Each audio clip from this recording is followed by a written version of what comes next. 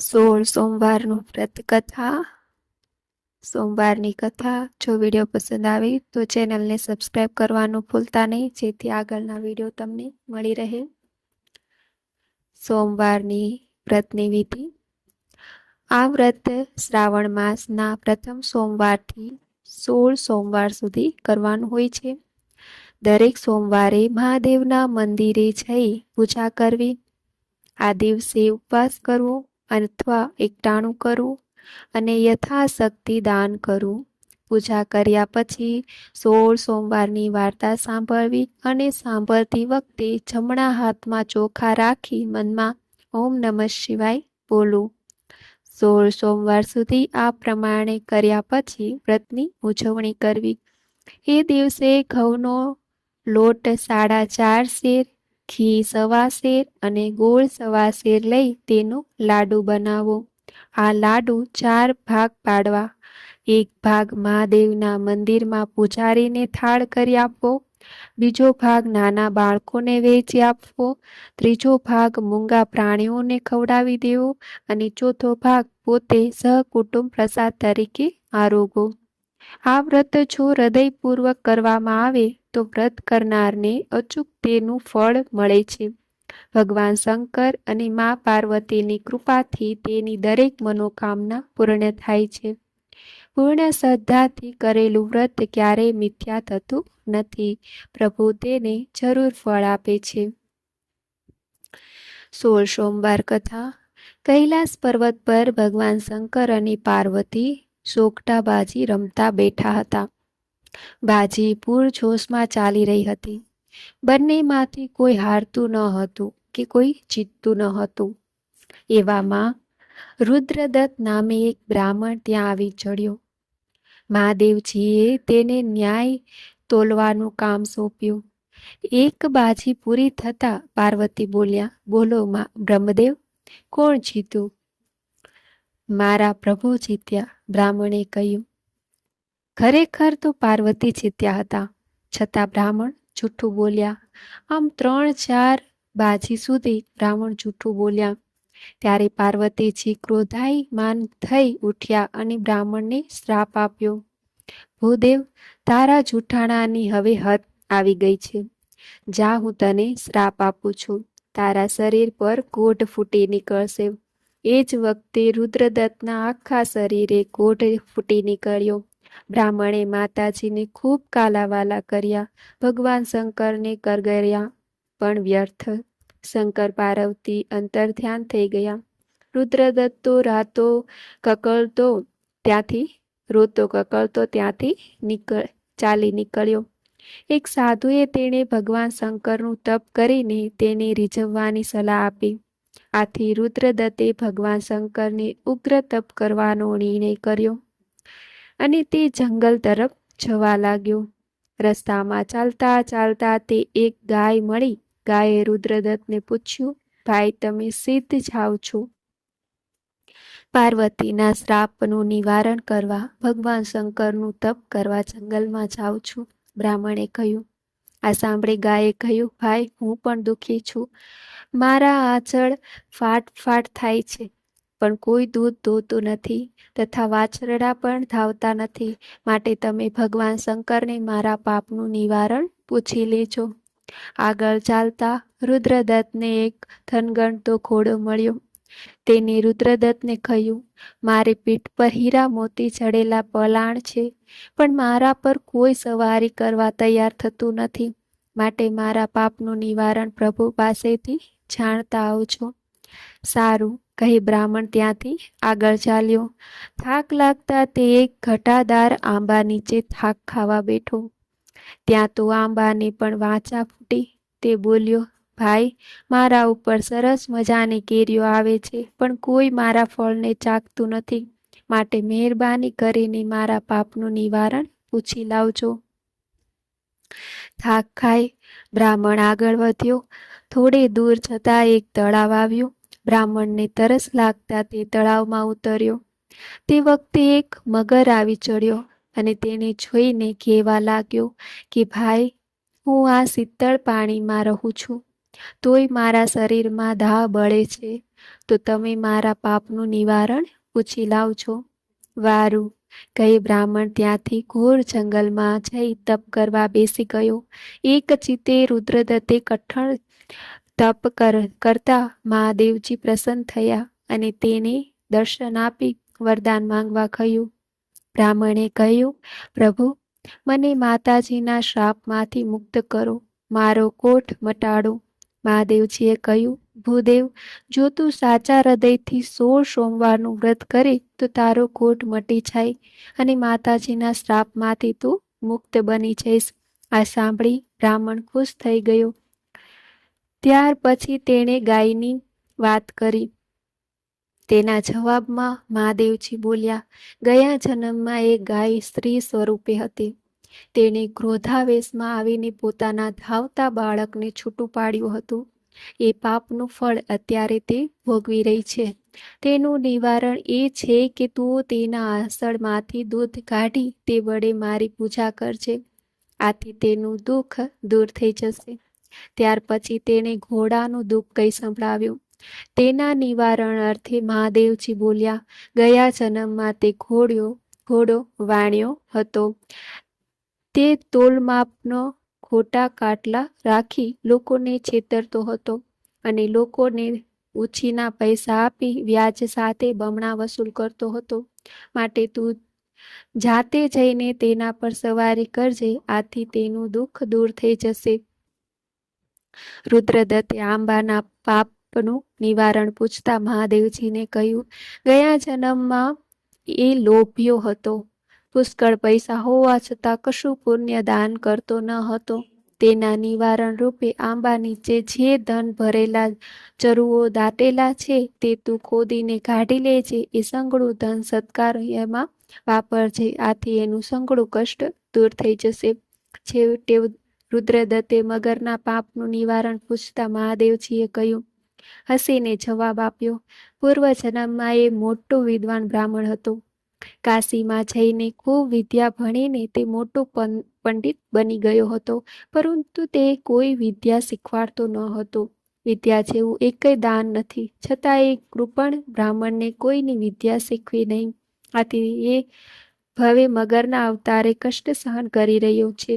તેના નિવારણ રૂપે તું ફક્ત મારા શિવલિંગ પર ચડાયેલો બીલીપત્ર લઈને તેની આંખે અડાડજે, જેથી તેની બળતરા તુરંત દૂર થઈ જશે.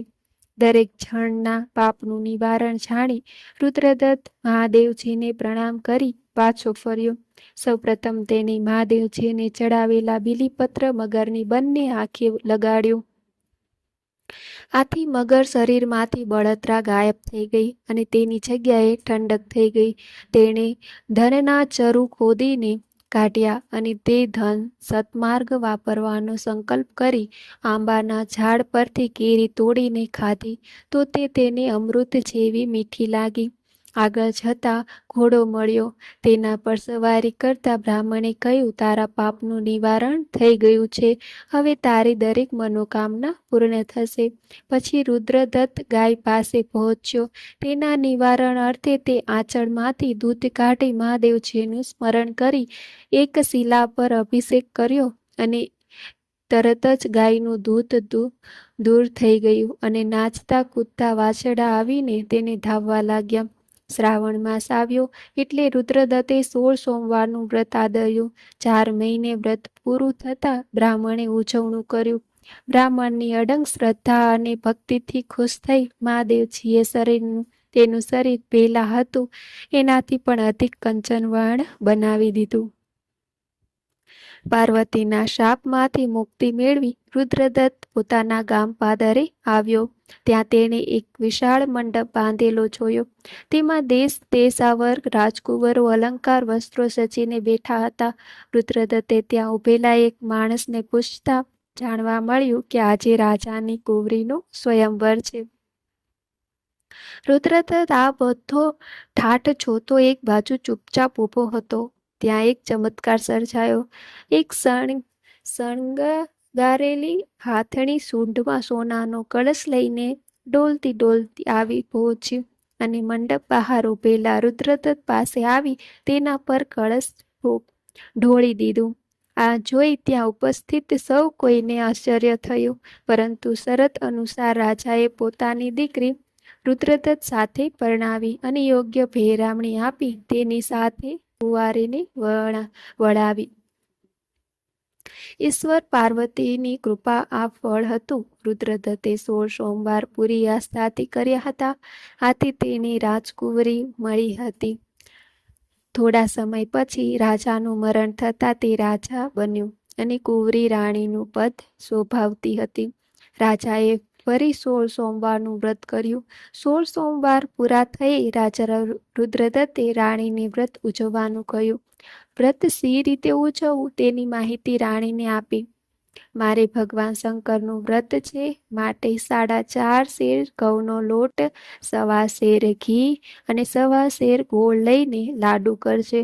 લાડુના 4 ભાગ કરવા, 1 ભાગ મંદિરના પૂજારીને, 1 રમતા બાળકને, 1 ભાગ ગાયના ગોવાળને અને 1 ભાગ મારા માટે રાખજે.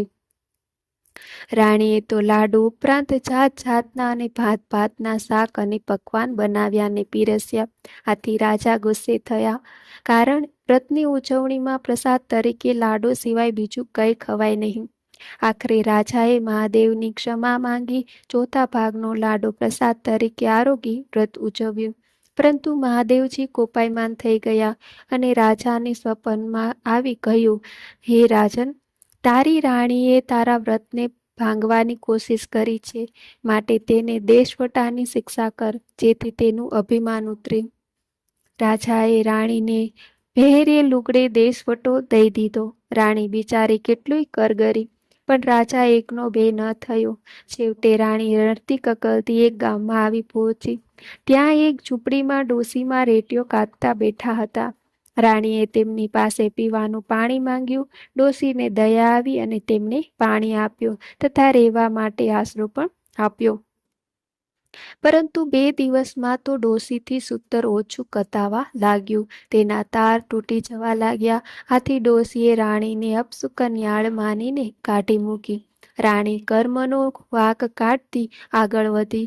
એક લાંચણે તેને આશરો આપ્યો, તો ત્યાં તો તેના પગલામાંથી ઘાણીમાં તેલ ઓછું નીકળવા લાગ્યું. આથી ઘાંચણે પણ તેને કાઢી મૂકી. આગળ જતાં એક માલણે તેને આશરો આપ્યો. ત્યાં તો તેના પગલા પડતા બગીચામાં બધા ફૂલ કરમાઈ જવા લાગ્યા.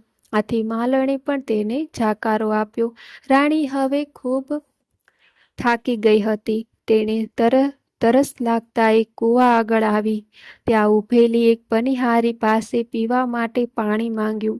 પેલી પનિહારી તેને પાણી પાવા ગઈ ત્યાં તેનો ઘડો ફૂટી ગયો. આથી તેણે છણકો કરીને પાણી પાયા વગર કાઢી મૂકી. આમ રાણી વખાની મારી આમ તેમ ભટકતી એક સાધુ મહારાજની ઝૂંપડી પાસે આવી પહોંચી. સાધુએ તેને આવકાર આપ્યો અને જમવા બેસાડી, પણ ભોજનમાં જીવડા ઉભરાવા લાગ્યા. સાધુએ તેની બધી વાત જાણી તેનું સંઘળું દુઃખ પામી તેમને રાણીની આશ્વાસન આપતા કહ્યું, બેટી, કોઈના વ્રતના ભંગ પાડીને તો ભગવાન રૂઠે, એટલે આવું ન કરવું જોઈએ. હવે તું મહાદેવજીનું 16 સોમવારનું વ્રત કર, એટલે તારું દુઃખ દૂર થશે. આમ કહી તેમણે વ્રતની વિધિ જણાવી. શ્રાવણ માસ આવતા રાણીએ વ્રત શરૂ કર્યું. 16 સોમવાર પૂરા થતાં રાણીએ વ્રતનું ઉજવણું કર્યું.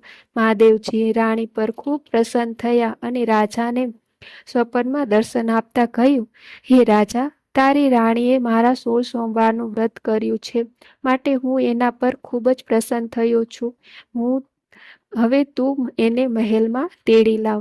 રાજા બીજા દિવસે સાધુની ઝૂંપડી આવી પહોંચ્યા. રાજાને જોઈ રાણી ખૂબ ખુશ થઈ ગઈ. તેણે સાધુ મહારાજને કહ્યું, મહારાજ, મારા પતિદેવ મને તેડવા આવ્યા છે, માટે મને જવાની રજા આપો. સાધુ મહારાજે તેની રજા આપતા કહ્યું, બેટી, હું તને આ મંત્રેલા જળની છારી આપું છું. એ જળ વડે તું ગમે તેનું દુઃખ દૂર કરી શકીશ. સાધુની રજા લઈ રાજા રાણી ત્યાંથી ચાલી નીકળ્યા. રસ્તામાં પનિહારી મળી. રાણીએ ફૂટેલા ઘડા પર મંત્રેલું જળ છાંટ્યું તો તે આખો બની ગયો. રાણીએ મહાદેવજીના પ્રતાપની વાત કરી એટલે પનિહારી પણ 16 સોમવારનું વ્રત કરવા તૈયાર થઈ. આગળ જતાં ખાચરનું ઘર આવ્યું. ઘાણીમાંથી તેલ નીકળતું ન હતું. રાણીએ મંત્રેલા જળને ઘાણી પર છાંટ્યું એટલે ઘાણી ધમધમાટ ચાલવા માંડી. રાણીએ મહાદેવજીની વ્રતની વાત કરી. આથી કાચણ પણ વ્રત કરવા તૈયાર થઈ ગઈ. એ જ રીતે માલણના બગીચામાં આવી રાણીએ જળ છાંટ્યું. ત્યાં તો કરમાયેલા ફૂલો પાછા ખીલી ઉઠ્યા. તેણે પણ વ્રતની વિધિ કહી રાજા રાણી આગળ વધ્યા. રેટીયો કાંતથી ડોશીની ઝૂંપડીએ રાજા રાણી આવી પહોંચ્યા. ડોશી રેટીયો ખાતે પણ વારે ઘડીએ તાર તૂટી જાય. આથી રાણીએ મંત્રેલા જળનો રેટિયા પર છંટકાવ કર્યો. ડોશીએ રેટીયો સડસડાટ ચાલવા લાગ્યો. અંદરથી લાંબા લાંબા તાર નીકળવા લાગ્યા. આથી ડોશીએ ખુશ થઈ રાણીને આશીર્વાદ આપ્યા. આમ રાજા રાણી સર્વનું દુઃખ હસતા પોતાના મહેલમાં આવી પહોંચ્યા. રાણીને આખા ગામને જમાડવાની ઈચ્છા થઈ. રાજાએ ખુશ થઈને તેની વાતને વધાવી લીધી. ગામમાં ઢંઢેરો પીટાવી સાંજે પોતાના ત્યાં જમવાની માટે નગરજનોને નોતરા આપી દીધા. મહેલની સામે વિશાળ મંડપ ઊભો કરવામાં આવ્યો હતો. ત્યાં સૌ કોઈ જમવા બેસી ગયા. જાત જાતના અને ભાત ભાતના પકવાન પીરસતા હતા અને સૌ કોઈ પ્રેમથી જમતા હતા. સૌ જમી રહ્યા પછી રાજાએ રાણીને જમવા કહ્યું તો તે બોલી, મારે મહાદેવજીની વાર્તા કોઈ ભૂખ્યા માણસને સંભળાવીને પછી જમવાનું છે. માટે હું હજુ કોઈ ગામમાં ભૂખ્યું રહી ગયું હોય તો તેણે બોલાવો. તપાસ કરાવતા તે સુથારના ઘરમાં સાસુ વહુ ઝઘડો થવાથી સાસુ ભૂખી રહી ગઈ હતી. તે વૃદ્ધ હોવાને લીધે પૂરું સાંભળી પણ શકતી નહોતી કે પૂરું જોઈ પણ શકતી ન હતી. રાજાના માણસો આવીને ડોશીને માનભેર પાલકીમાં બેસાડીને મહેલમાં લઈ ગયા અને ત્યાં રાણીને તેમને પાટલે બેસાડ્યા અને કહ્યું, માજી, હું તમને મહાદેવજીની વાર્તા સંભળાવું છું તો વચ્ચે વચ્ચે ઓમ નમઃ શિવાય ઓમ નમઃ શિવાય એમ બોલતા રહેજો. એ સારું, ડોશીએ કહ્યું. રાણી એ વાત કહેવા માંડી. ડોશીને વાર્તા સંભળાય કે ન સંભળાય તોય પણ તેઓ વચ્ચે વચ્ચે મોટેથી બોલી ઉઠતા, ઓમ નમઃ શિવાય ઓમ નમઃ શિવાય. આમ વારંવાર પરમ કૃપાળુ પરમાત્માનું નામ લેવાથી ડોશી સાંભળતા અને દેખાતા થઈ ગયા. તેઓ બોલ્યા, વહુ બેટા, જુઓ તો ખરા, હું તમને સ્પષ્ટ જોઈ શકું છું અને બધું સાંભળી શકું છું. આ બધું સી રીતે બન્યું? રાણીએ કહ્યું, માજી, આ રૂડો પ્રતાપ મહાદેવજીના વ્રતનો છે.